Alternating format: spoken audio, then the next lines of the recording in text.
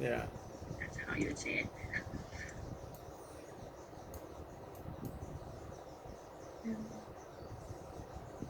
Come on, let's move. All right, we'll put it right there. Thin actin filament, thick actin filament.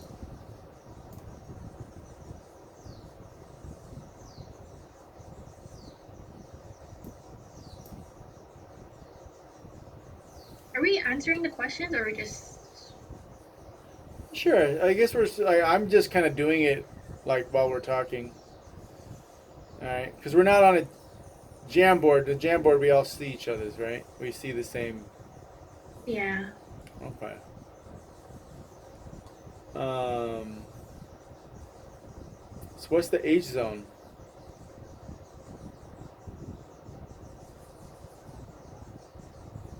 Um, it's kind of like the same for the M9 is.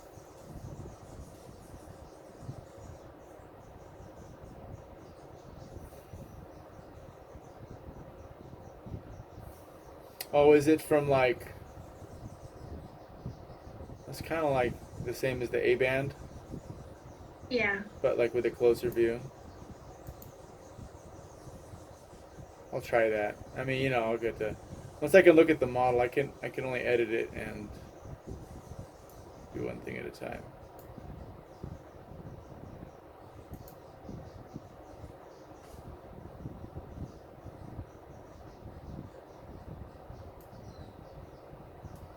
How was the test for you guys? I didn't take it yet. Oh, okay. I'm taking it like right after this class. What was that, Kaden? It was like the last one. Easier. So there's like there's students the most. About the skull, it I feel everything like about the skeleton and stuff. Oh. Oh, really? Wow.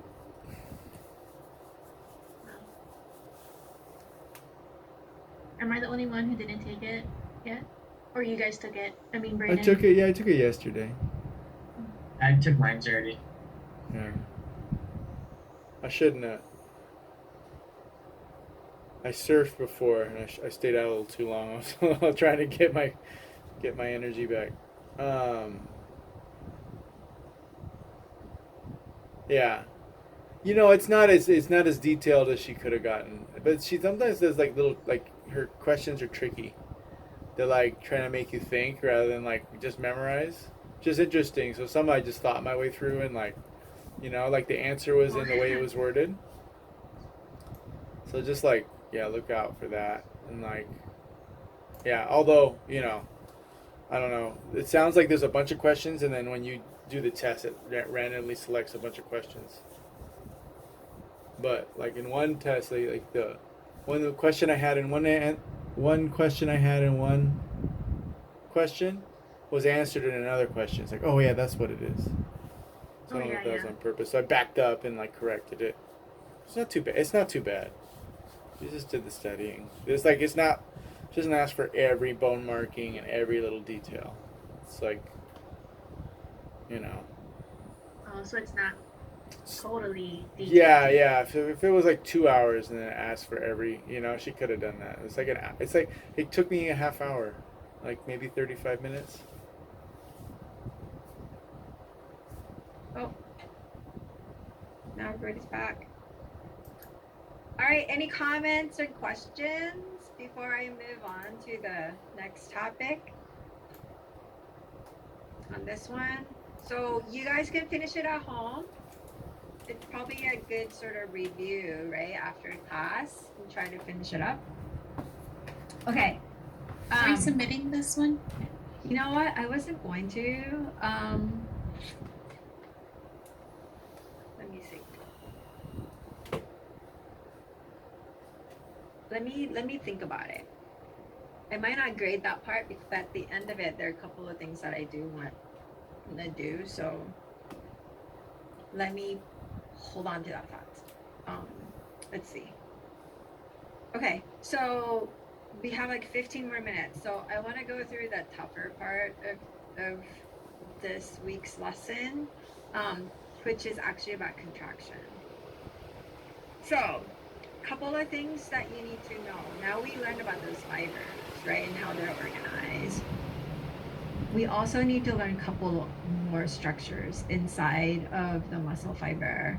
And one of the things that I need you to know is a sarcoplasmic reticulum, or we abbreviate it and call it an SR. So that sounds like endoplasmic reticulum, isn't it? ER. And again, if you notice that word sarco, oops, right, that relates to muscle. So sarcoplasmic reticulum is a structure that you find in a muscle fiber. And it's a sac that holds calcium inside of it.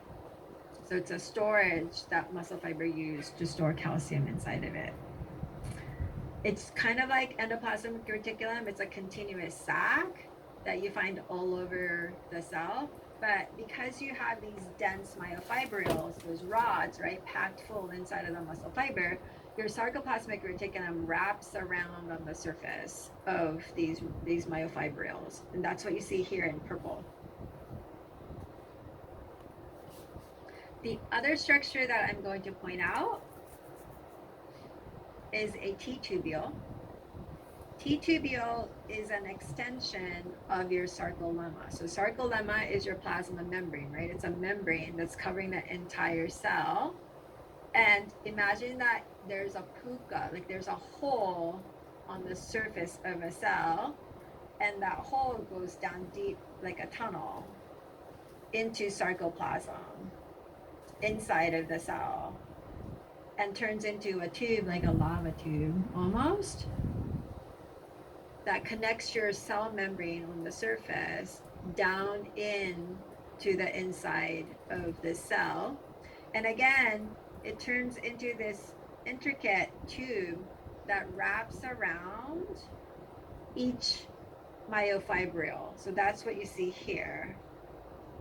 These are T-tubules, and you can see that it's connected right to the surface of a cell.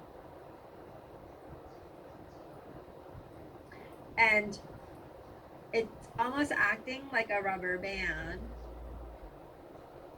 that holds your sarcoplasmic reticulum next to it. So if you look at it, your T-tubule is contacting your sarcoplasmic reticulum. In this drawing, particularly what I'm pointing at, it's kind of an orange color is the sarcoplasmic reticulum.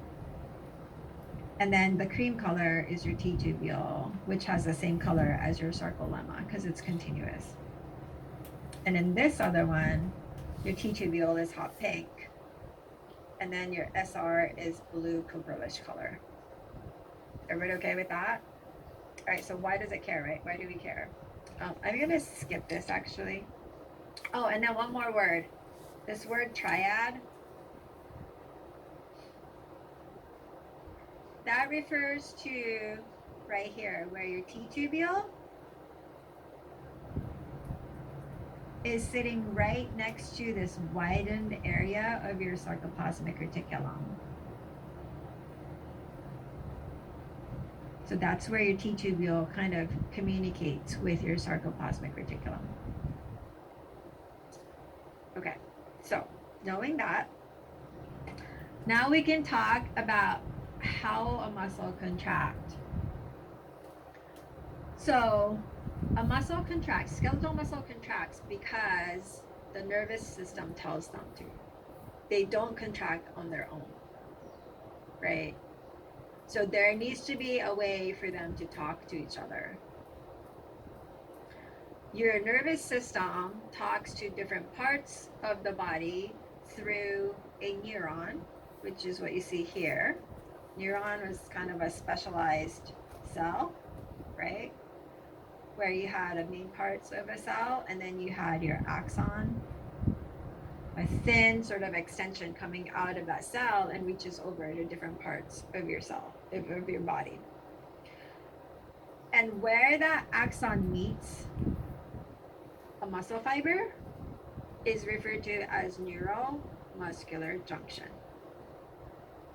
So with the skeletal muscle, what you have is at the end of the axon, they usually splits off like this. These are called the axon terminal. And at the very end, it makes like a button-like structure, right? And under a microscope, it looks like this. That's where your axon terminal is meeting a muscle fiber. And you can see that each muscle fiber is talking to an end of an axon terminal. Dr. Numbo, sorry, I missed, what is an axon? I missed Axon is an extension of a neuron. So it's part of a neuron, a cell of a nervous system, but the main part sits over here, and then a part of that cell kind of sends out this long extension, like an extension cord, and reaches over to a farther place in the body. Okay. So Thank that's you. what axon is. Okay, so let's try to understand what happens at this neuromuscular junction, right? So here's a zoom up view. Here's my axon coming in. And again, after this, we're gonna go into nervous system. So we can learn a lot more about neurons and how it works. But right now we're only talking about how they talk to each other, how the neuron talks to a muscle fiber. So here's the axon coming in. And this is my neuromuscular junction. The split of axon is called the axon terminal. And at the end of the axon terminal is where this axon contacts a specific muscle fiber. And that's your neuromuscular junction. Yeah. So this right here is basically the tip of the axon terminal in here, the zoomed out view of it. And over here is my muscle fiber.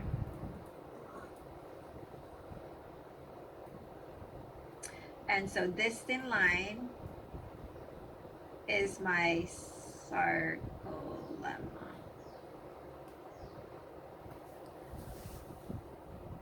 And that green yellow is a little bud at the end of axon terminal.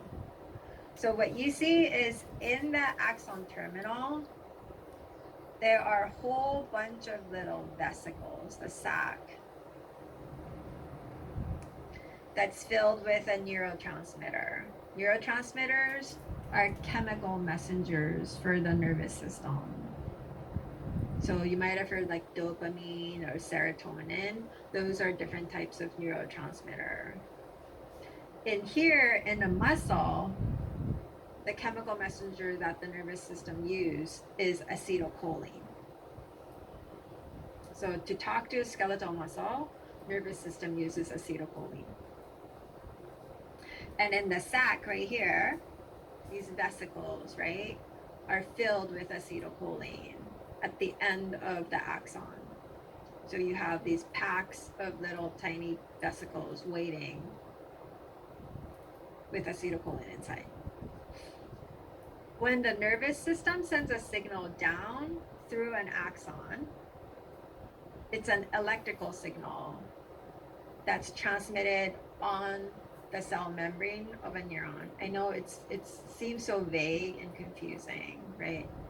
But it's an electrical signal that's on the surface of these cells, and it comes down, and that's what's depicted with this red. So that electrical signal is called the action potential. Oh, I have it here.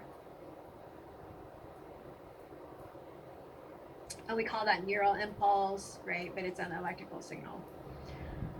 When that arrives at the end, it signals these vesicles to fuse to the membrane of the axon.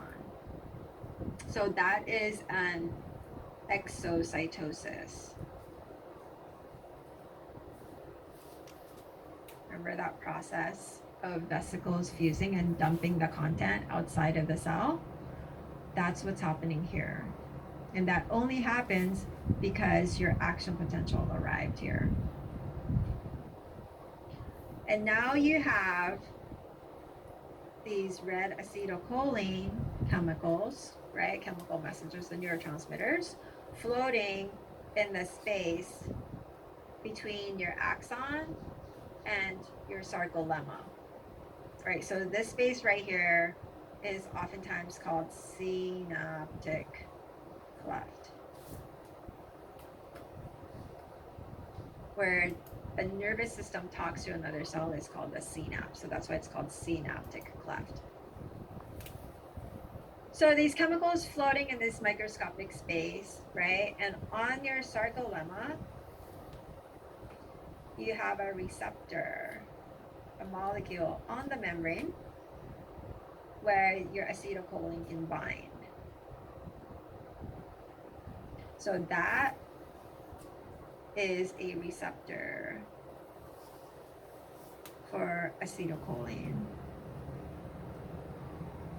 And we abbreviate acetylcholine as ACH. When that binding happens, then there are changes that happens to this membrane. And in this case, it allows a movement of sodium ion to move in to this space.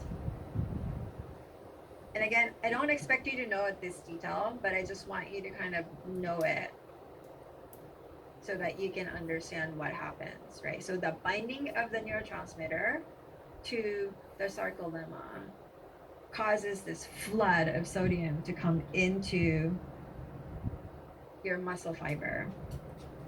And sodium ions are charged, right? It has that plus sign on it. And if you have a lot of plus signs all coming in at the same time, it kind of creates that electrical imbalance across this membrane. And you guys kind of see that? Like, think of battery, you have a plus and a minus. Now you're moving a whole bunch of pluses onto this one side. And now you kind of shifted this electrical balance, the plus and the minus distribution across this membrane. So what you did was the action potential came down to the end of here. And then with this chemical messenger binding to this membrane and causing this ion to just like start flooding in, it actually created an electrical impulse on the muscle fiber.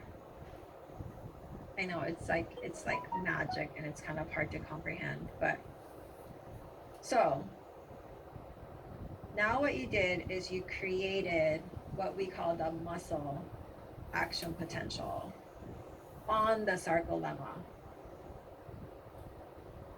So now your muscle membrane is excited.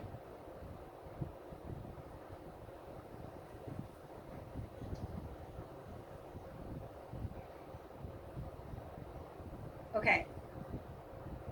So then what, right? How does that got to do with anything? So now what happens is you created this excited membrane that has like electrical, almost like electrical charge on it. And now your membrane's all excited right here. Membrane's continuous, so that excited state carries on and it travels down through the T-tubule to the inside of that muscle fiber, and it reaches to your SR because your T-tubule at that triad that you saw is sitting right next to your sarcoplasmic reticulum. So now that electrical charge gets to your sarcoplasmic reticulum, and that tells your sarcoplasmic reticulum to start releasing calcium that was stored inside of that sac.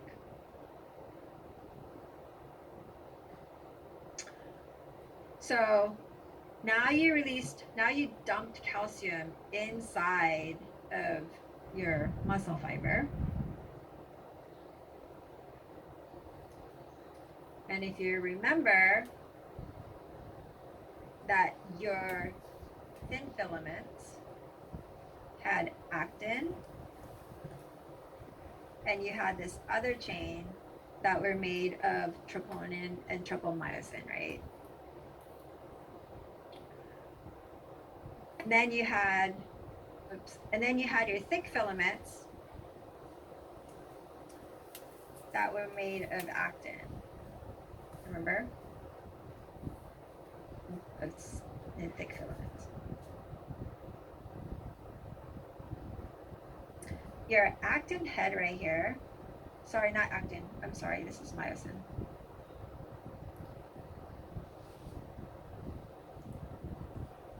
Your myosin head right here really want to bind to actin. And there's actually a specific spot on the actin where your myosin head can grab onto. But it's usually hidden by your troponin and tropomyosin strand. So as you can see, it's covered up. You guys see that? So usually they're not really holding on to each other. What happens is when you have that calcium that just got released from your sarcoplasmic reticulum starts to float around inside, it actually binds to your troponin and tropomyosin complex, and that causes that covering to be lifted away.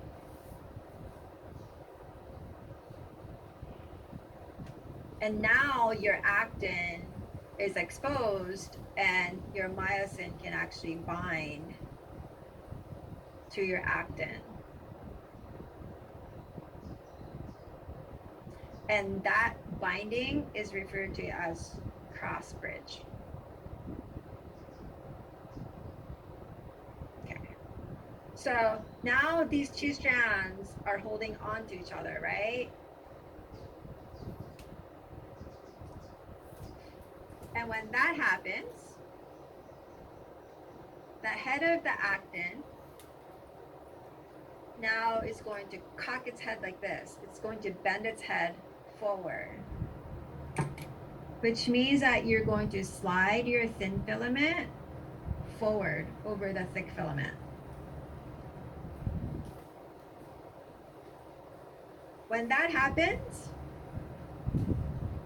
your myosin releases what's called an ADP, which was already binding to it.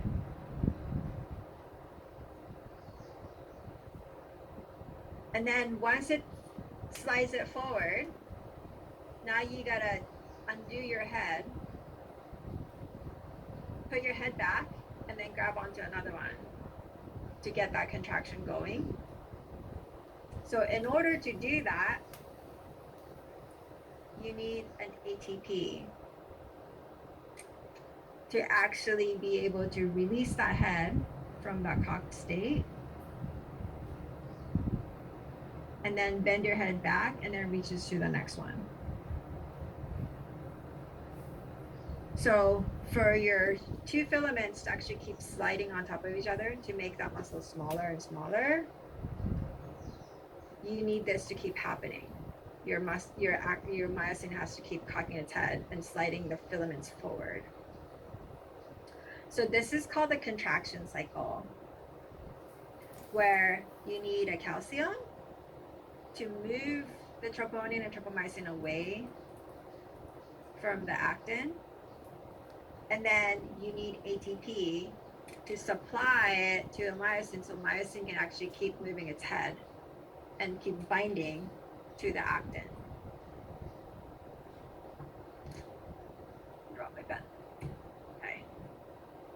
Okay, so this is where, if you are into exercise, this is why you need ATP, because without ATP,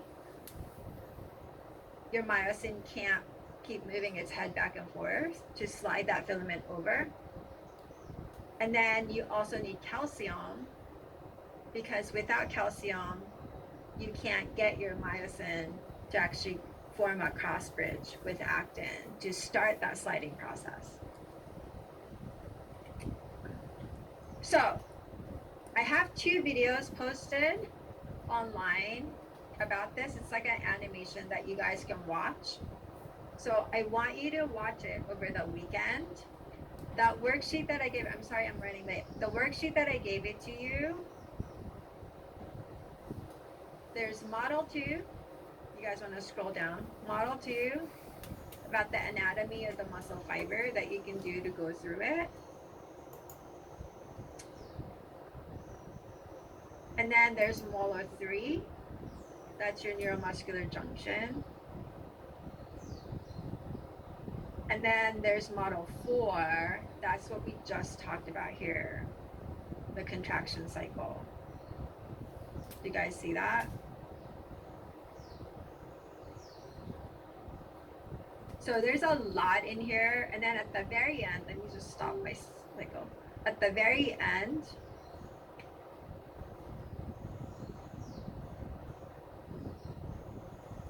there is this flow chart. Do you guys see this one? This link on page 6, probably the last question. Oh, okay. There's a flow chart. And again, it's drag and drop. That you can drag these over here onto the right place to just review what we just talked about. Do you guys see it? I don't want to hold you too long. Okay. So I'm going to post this. I'm gonna let you guys do it. I won't grade it. I'm not gonna have to put too much pressure on it. So you don't really have to turn it in for this week. But I think it might be beneficial if you go through it to help you guide, learn this a little bit complex process, but it might be helpful. You can do it as you're watching a video or as you're looking at a figure in the textbook. And if you're having trouble with it, I will help you. Okay. Yeah. And then for next week, let me see. For next week, we're going to talk more about energetics. So this ATP that we just talked about, where does it come from? You know, that kind of stuff. So next week. Okay, so, oh shoot, I didn't talk about the homework thing, but yeah, does that make sense, you guys? And then for your assignment, creative assignment for next week, I want you to create a muscle tissue. So that is what's linked on there. So in the past, like students have made a model of a muscle tissue or the 2 different filaments and like showed how it works. You can do a drawing, it's fine, or you can do a 3D. You can do computer animation if you want, but I want you to like kind of think through it and create something on your own where you can show how the muscle contracts. Does that make sense, you guys? Sorry, I'm like 5 minutes over. So it's totally open. You can draw if you want. You can do some sort of a visual representation. You can make a video. You can act it out. You can make something with a toilet paper and, you know, whatever. Yeah, I can post some examples. Yes, for sure. So it's totally open. We have to build it, like create the If picture. you want to build it, you can, or you can draw it. Right? It's creative, so it could be anything. Okay. Yeah. But it's just another opportunity for you to like think about the structure and then how it works. Rather than just labeling things, you know? Any questions about that? I know Dustin, you had a question, right? Did that make sense, Dustin? So if you're artsy and if you want to make something, you can, you know, with whatever the material that you have. If you want to draw, you can draw. If you want to act it out, you can. If you want to write a poem about it, you can do that too. Alright, So, read the example because I don't know how to. huh? I will wait to see the example first to see. Again, what- it's just an example, so you don't have to do what they did. I'm just saying it's creative. It's totally open-ended. yeah, I But understand. there's no like right way Present- to do this. But what I'm asking you to do is think about what a muscle look like, what a muscle cell look like, and think about how they come together to contract and just create something. And just to clarify, there's nothing that we have to turn in by Friday, right? Friday? No, yeah, no. Just it's go okay. over those things, watch the videos you post, and do the test by Sunday. Yeah, the quiz by Sunday. Yeah. Oh, yeah, quiz. Okay. Okay. All right, so I'm gonna stay here for a while, but you guys can go, and if you have any more questions, just ask, or you can reach me by email. Yeah, Thank you. Okay, So bye. bye. Have a good weekend. Bye.